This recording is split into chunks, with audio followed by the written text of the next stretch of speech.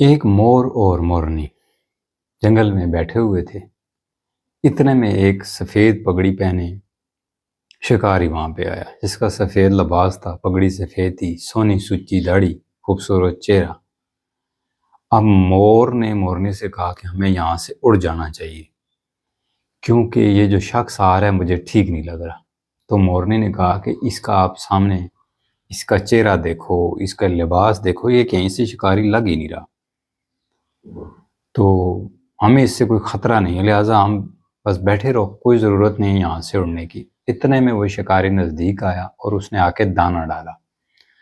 اب جب دانہ ڈالا تو مورنی نے کہا، دیکھا میں نے کہا تھا نا کہ یہ شخص شکاری نہیں ہو سکتا، یہ تو ہمیں ثواب کی نیت سے دانہ ڈالنے آیا ہے۔ تو اس نے جیسے ہی دانہ ڈالا تو مور اور مورنی دانہ کھانے لگے۔ تھوڑا جب وہ اپنے کھانے میں مشغول ہو گئے، دانہ چگنے میں مشغول ہو گئے، تو پھر اس شخص نے تیر اور کمان نکالا اور سیدھا وار کیا جو مور کو جا کے لگا۔ جب مور کو لگا تو مور وہیں پہ ڈھیر ہو گیا۔ اب جو مورنی تھی وہ اڑتی ہوئی سیدھی اس وقت کے جو بادشاہ تھے ان کے پاس چلی گئی اور کہنے لگی کہ یہ ماجرا ہوا ہے، تو یہ میرے ساتھ بڑی ناانصافی ہوئی ہے، ظلم ہوا ہے۔ تو اس بادشاہ نے اس شکاری کو بلایا اور پوچھا، اس نے کہا جی بالکل اسی طرح سے۔ تو بادشاہ نے اس مورنی سے پوچھا کہ اس کی سزا کیا ہونی چاہیے۔ اس نے کہا جی اس کی سزا یا جزا فیصلہ اللہ کرے گا، لیکن اس سے یہ کہو کہ اگر یہ شکاری ہے تو اپنا لباس بھی شکاریوں جیسا کرے، اپنا چہرہ بھی شکاریوں جیسا کرے۔ چہرہ اس نے مومنوں جیسا بنایا ہوا ہے، پرہیزگاروں جیسا بنایا ہوا ہے، اور کام اس کے شکاریوں والے، جان لینے والے ہیں۔ اگر یہ شکاری ہے تو شکاری جیسا نظر آئے، اگر یہ مومن ہے تو مومن جیسا نظر آئے، کام بھی مومن والے کرے۔ یہ نظر مومنوں جیسا آ رہا ہے، پرہیزگار بندہ خالص نظر آ رہا ہے، لیکن کام اس کے جو ہیں وہ ظالمانہ ہیں، شکار کرنے کے، تاکہ کوئی بھی اس سے دھوکہ نہ کھائے۔ جو یہ سامنے ہے وہی، جو نظر آ رہا ہے وہی یہ ہونا بھی چاہیے۔ دوستو، اس چھوٹی سی سٹوری سے ہمیں یہ سبق ملتا ہے کہ بعض اوقات ہماری زندگیوں میں کچھ ایسے لوگ آتے ہیں، ایسے لوگ ہمارے ساتھ ٹچ ہوتے ہیں، چاہے کاروبار کی نیت سے ہوں، دوست کی نیت سے ہوں، رشتے کی نیت سے ہوں، جن کا ظاہری نظر آنا کچھ اور ہوتا ہے، ان کی معصوم سی شکل ہوتی ہے، انتہائی معصوم نظر آتے ہیں، انتہائی سادہ نظر آتے ہیں، لیکن ان کے اندر ایک ایسا بھیانک انسان چھپا ہوتا ہے، جب وہ سامنے آتا ہے تو انسان کی آنکھیں پھٹی کی پھٹی رہ جاتی ہیں۔ تو اس لیے کبھی بھی کسی کی شخصیت کو ظاہری لباس، ظاہری پہناوا، ظاہری سجاوٹ کو دیکھ کر جج مت کریں کہ یہ انسان اچھا ہو سکتا ہے، اور کسی بھی شخص کو ظاہری لباس سے یہ بھی ہم جج نہیں کر سکتے کہ وہ اندر سے برا ہو سکتا ہے۔ جیسے دور نبی پاک صلی اللہ علیہ وسلم کے دور میں ایک بڑا ہی پرہیزگار، نمازی، پرہیزی، تہجد گزار، ہر وقت تسبیحات میں اللہ کا ذکر زبان پہ، وہ چلا گیا۔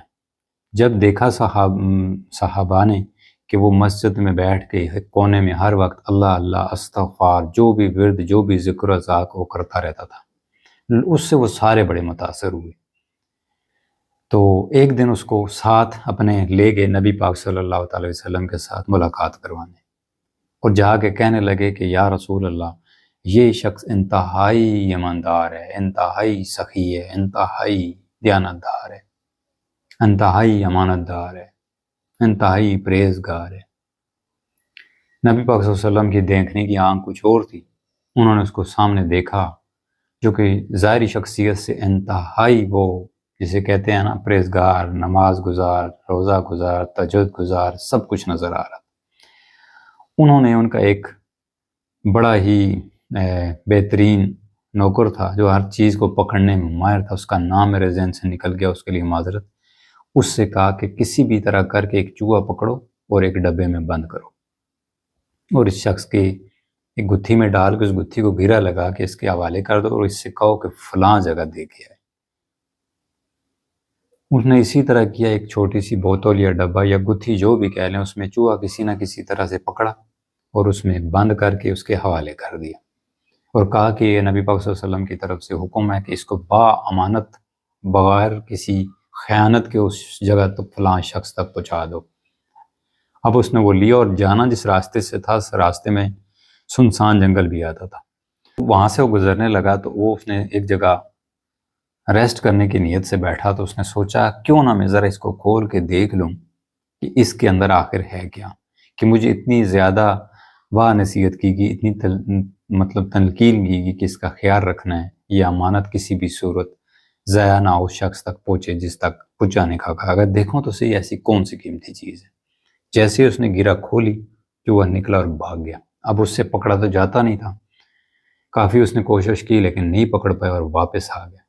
پیش ہوا آپ صلی اللہ علیہ وسلم کے پاس اور کہنے لگا، آپ صلی اللہ علیہ وسلم نے پوچھا کہ امانت پہنچ گئی؟ تو اس نے کہا جی نہیں پہنچ سکی، میں فلاں جگہ راستے میں بیٹھا تو میں نے یہ دیکھنے کی نیت سے بھئی چیز ایسی ہے کیا کہ مجھے اتنی زیادہ نصیحت کی گئی کہ خیال رکھنا، تو وہ اس کے اندر تو چوہا تھا اور وہ بھاگ گیا۔ تو میں پوچھنا یہ چاہتا ہوں کہ چوہے کا کیا کام وہاں تک اس شخص کے لیے، جبکہ حرام ایک کیڑا مکوڑا ہے، جانور ہے۔